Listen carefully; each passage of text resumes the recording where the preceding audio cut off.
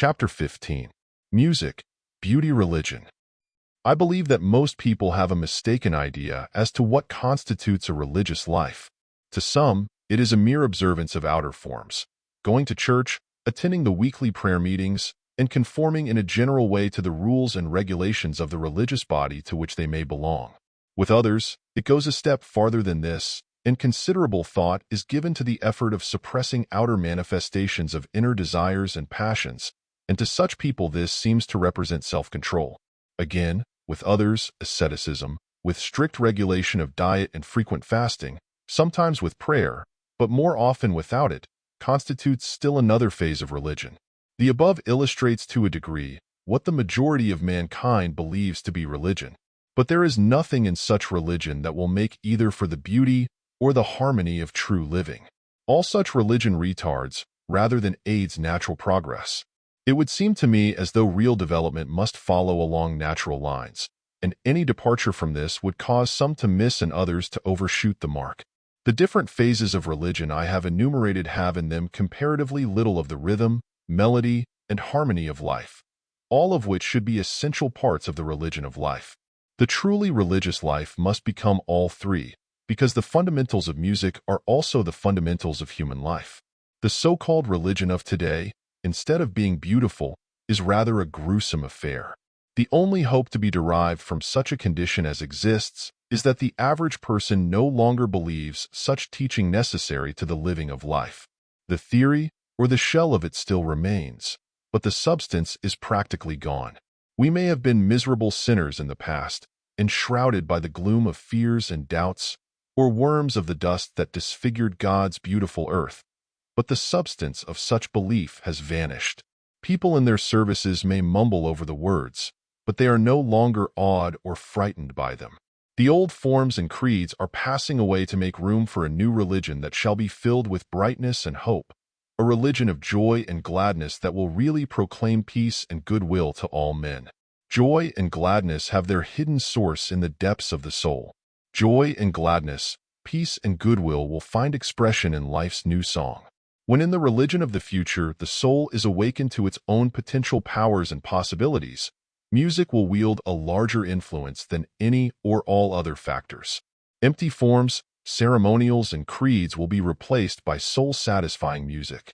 The dry sermon and the shallow prayer which the priest or clergyman offers up for the enlightenment of his fellow man, or the direction of the supreme power, shall pass away, and in place shall come a mighty chorus of voices engaged in praising God in a grand symphony of song that will do more for the spiritual development of those engaged in singing or listening than 1,000 prayers or sermons could do uttered by man, who has not been more impressed by the religious spirit in the music of Parsifal than by any dozen sermons ever delivered. There is no way known to man that will reach and touch his highest nature so effectively as the highest music that comes to him through the medium of the voice of his fellow man. In life, everything done in the right way is a religious act, and everything done in a wrong or a discordant way is an irreligious act. We know that when rhythm can be introduced into work or into play, it not only makes for ease and grace of movement, but it gives pleasure to the one using it. And we might say that the pleasure in turn became melody, and because of the rhythm and melody living in and being expressed through the life, one becomes in the most harmonious way related to one's environment. After all, what more is there in life? What is there to call for any greater attention than the inner rhythm and melody of life, and the outer harmony and beauty of life? Do not these cause one to reach up and beyond everything that is unreal and untrue? Does not such a state resolve itself into goodness from first to last? If there be any departure from goodness, surely it must be the result of the temporary failure to live the rhythmic life from center to circumference. I use the word rhythmic here advisedly, because if we leave rhythm out, it would not be long before all the melody and harmony would be gone too. Once the religious life is founded on music, the burden of sin will be lifted and the effects of sin, which we call disease, will be removed. For rhythm, melody, harmony, and beauty can never introduce fearful, discordant, or unwholesome things into life. The same source does not send forth sweet and bitter waters. I know that many will take exception to some of the statements I have just made, and will argue that if my statements were true, it would be impossible for professional singers or musicians so often to be discordant and inharmonious themselves. Surely, if music were the panacea for all our mental and physical states, we should get some full expressions of its benefits from those who are most actively engaged in it. This looks, on the face of it, a reasonable argument. I think, however, it can be shown that it in no way disproves my statements, because much of the music of the present time is not written with the object of calling out the best that is in man. In fact, in some cases, it would seem as though composers wrote their music to appeal to man's lower or elemental passions, and this, to a degree, will explain why so many singers and musicians lead what might be called unmusical lives. They are under the spell of a subtle hypnotism that exists in certain kinds of music and acts almost like morphine to deaden one's sensibilities, so that nothing is seen in its right proportion. Consequently, people under the influence of such music become mentally and morally unbalanced. It is generally found to be the case that musicians are very sensitive, that they respond either to good or to evil influences more quickly than do most people, and perhaps this is one reason why people are more lenient in their judgment of them. They say, "Oh, it is the musical or poetical temperament," and that is explanation enough, as though the musical or poetical temperament should be one means of leading people astray. Granting that the sensitive temperament is necessary, it does not follow that it need be a source of weakness. In fact, when this temperament is fully understood by its possessor, it becomes one of the greatest elements, not only for self-protection, but for the development of all that is highest and best in life. It is only that too often the sensitive temperament is appealed to by the false and superficial emotions which the unclean mind of the composer has put into his music. We should understand that a principle which can produce the greatest good may, when prostituted to an evil end or purpose, produce the greatest evil.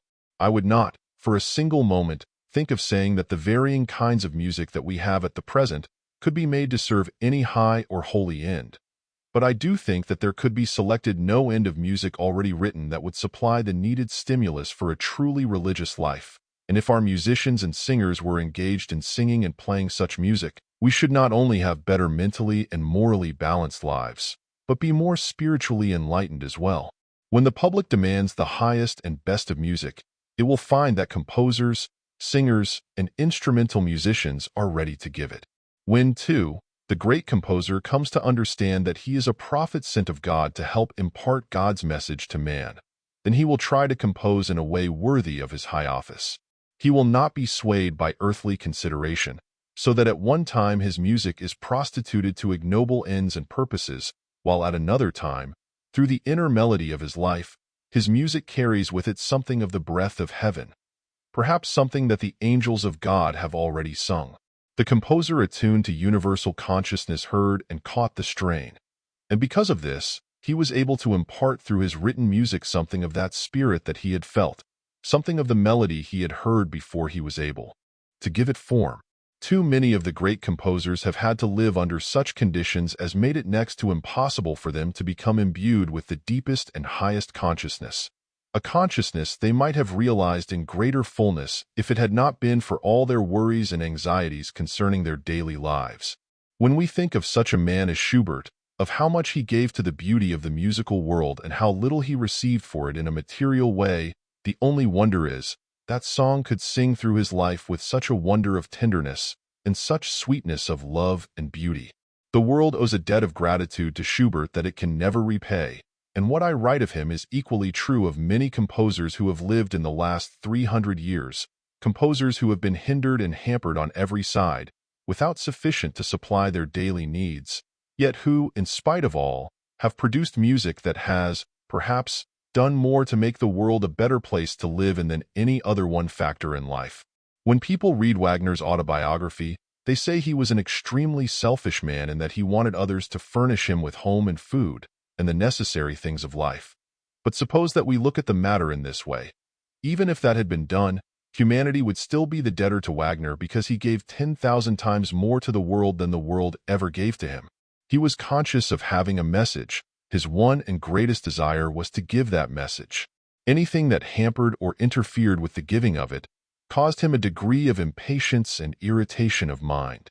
People may say that he received money from his operas, and this should have proved sufficient compensation for his work.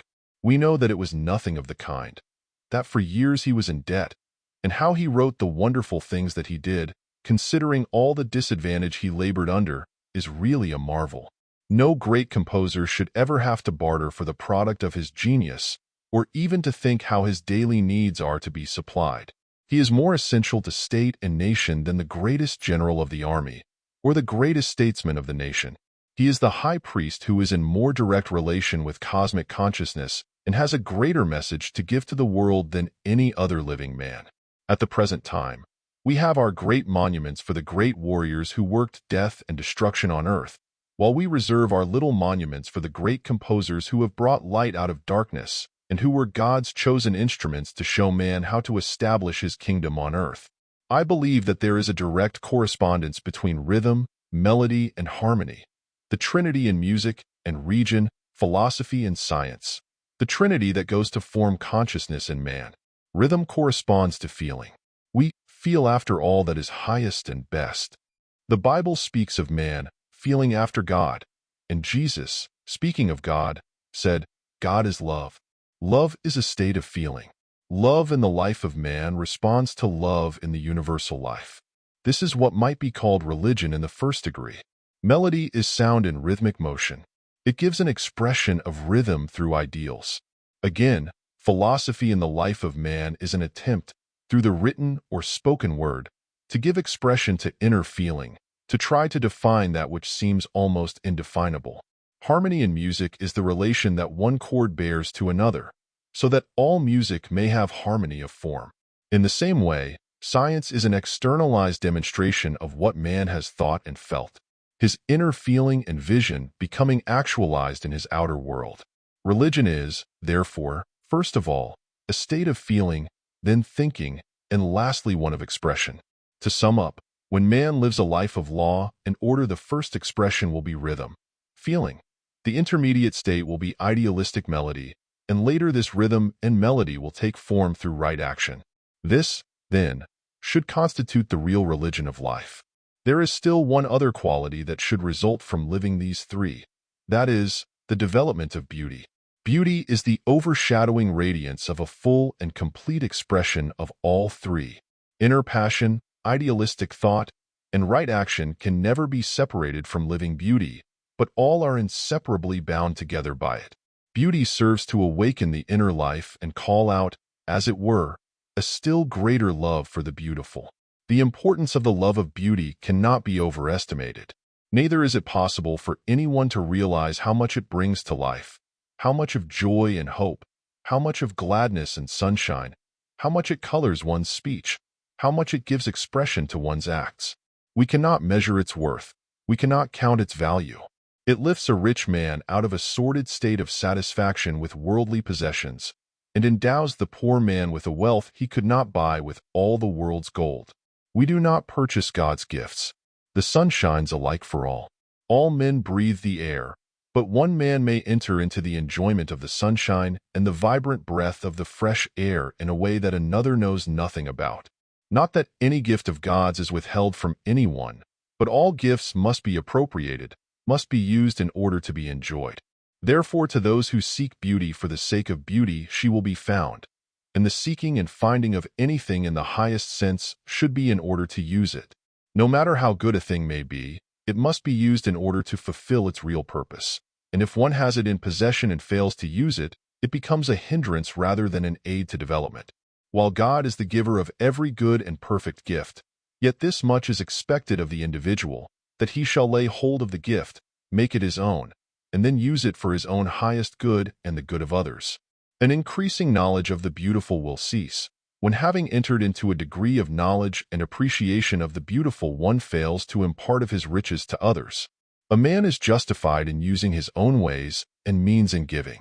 He is justified when he withholds from those who have no desire to receive what he has to give. He is also justified in withholding where there can be no real appreciation of his gift, but he is never justified in withholding from those who are ready and desirous of receiving. If he would grow in possessions and add to their value, he must do so through the giving of whatever he may have to give. Only through the use of one's blessings comes the still greater blessing.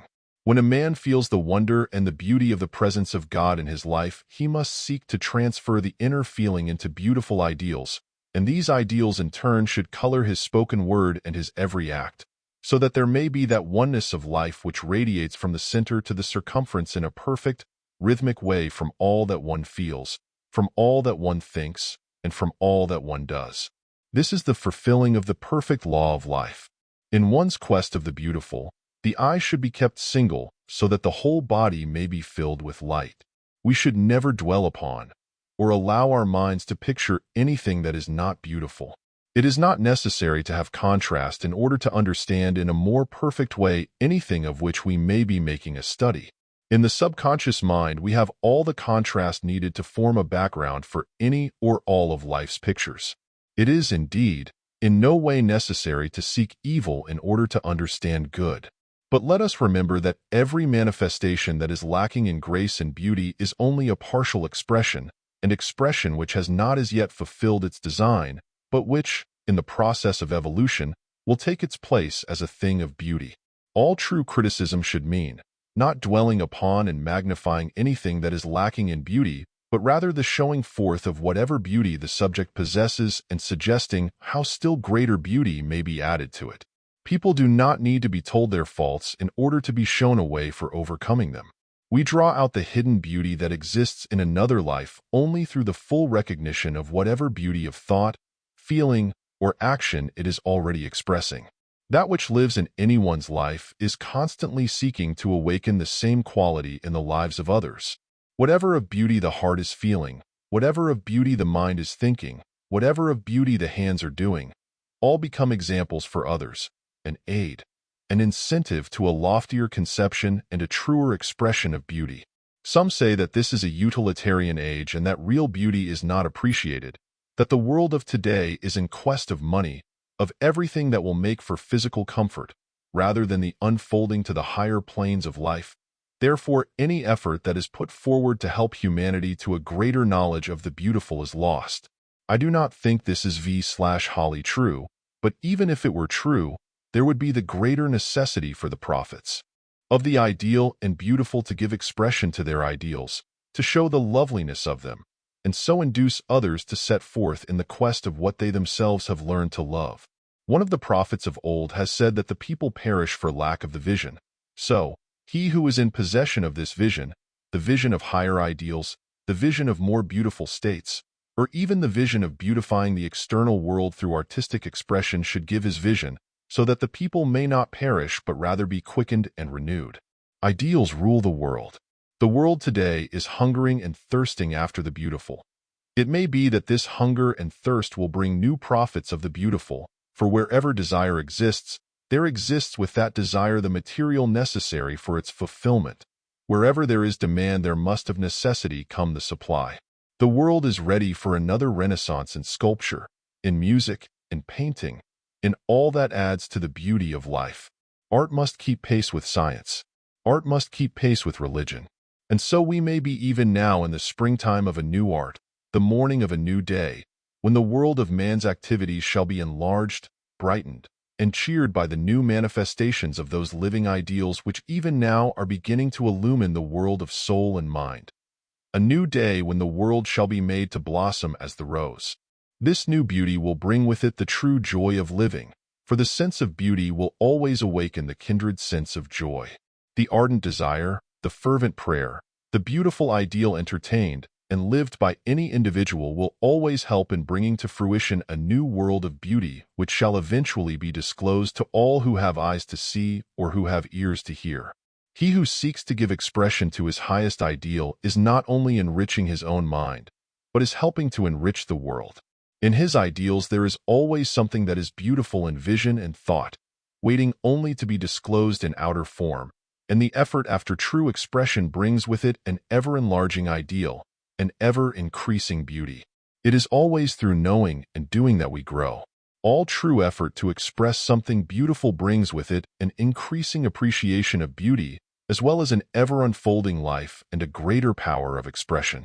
The New Testament tells us that love is the fulfilling of the law, and the fulfilling of the law is not that which is unfinished or partial, but only that which is whole and complete.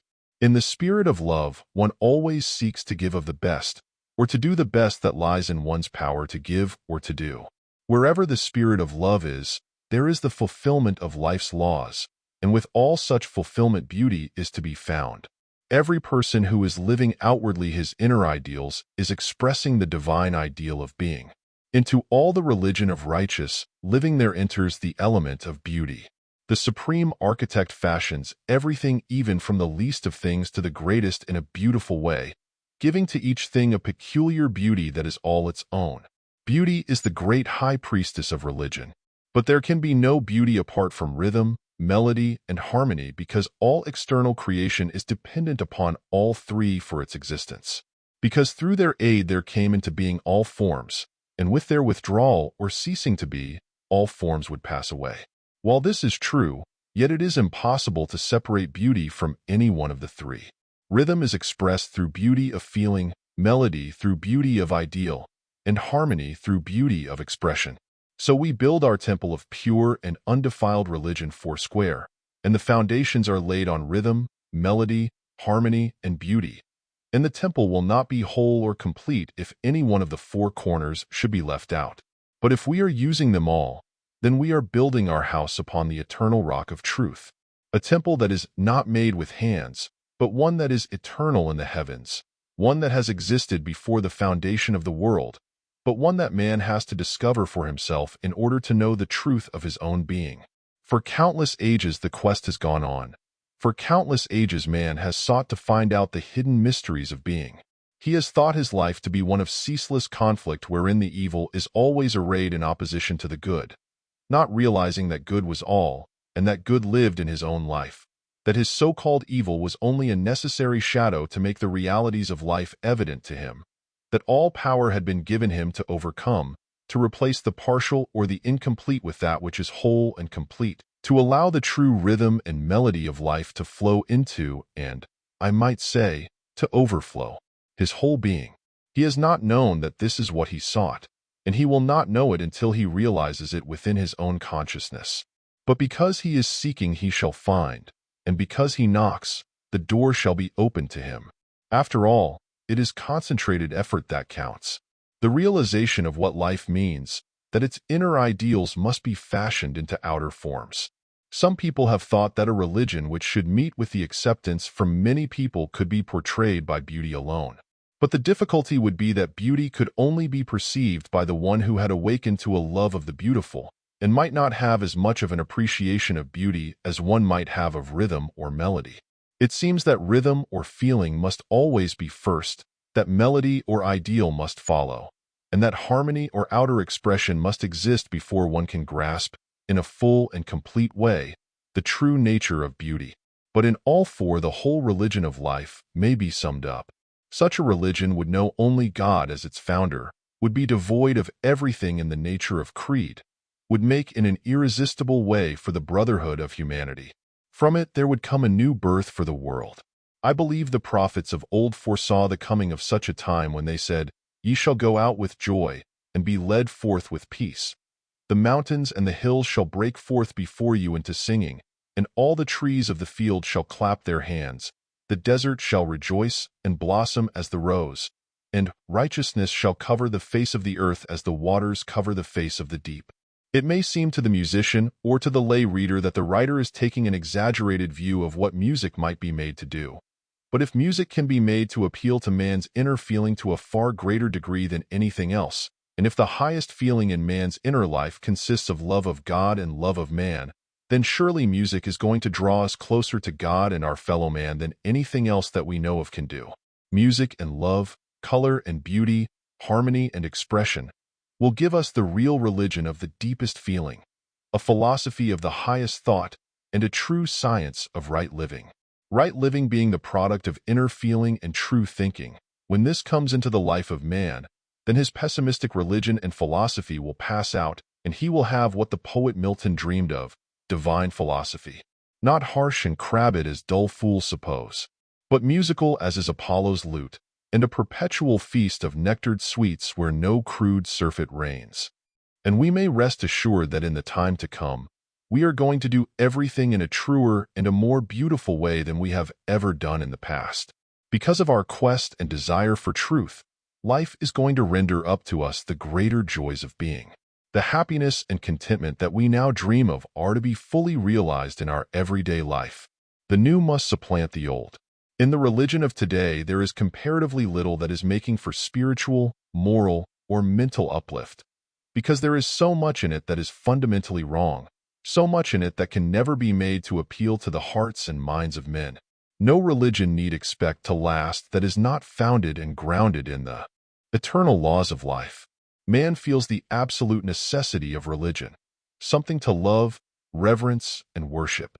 These feelings in his life, unless they find full and free expression, keep his mind in a state of unrest and longing desire for something he has not yet attained. Why should the deepest thing in life find its expression in an unlovely exterior? The greatest number of the religions of the world have failed to hold the hearts and minds of the people because the externals of religion have seldom represented in any true way the real religion of life. That which is beautiful at the heart of life should express something of the inner beauty when it takes form in outer symbols, for it is only thus that it becomes a true expression of religious feeling. It should ever be man's object to portray the wonder and beauty of the inner life in every effort he makes to express himself in the outer world. For man's inner consciousness of thought and feeling must eventually find full and free expression in his outer world. True religion should be expressed in joy and gladness. It should be the brightest and most beautiful thing in life. If God has created a universe and endowed it with untold beauties that are rhythmic, melodious, and harmonious, that have color, grace, and symmetry, a universe filled with living music where everything from the tiniest flower with its head uplifted to the sun, to worlds and systems of worlds and suns are all engaged in singing the praise of their Creator, surely it would seem as though man, the most highly developed of all God's creation on this earth, should praise Him in a more beautiful way even than all other things of His creation. The whole vast universe is not only filled with melody and harmony, with grandeur and beauty, with energy and motion, but with law and order as well. And a religion that does not contain all of these need never hope to live in the hearts and minds of all people. The divine way is the only way, and just as soon as man takes knowledge of that way and begins to consciously cooperate with God, will he have begun to live a truly religious life, a life that will make for the joy and the happiness of his mind, and for the health and strength of his physical body. He must leave the old ways and means behind. He must cease conforming merely to the letter of the word, and come under the spell of the Spirit and be guided by it in the way, the truth, and the life. For only by so doing can he free himself from the law of sin and death, and consciously become a son of God. End of chapter.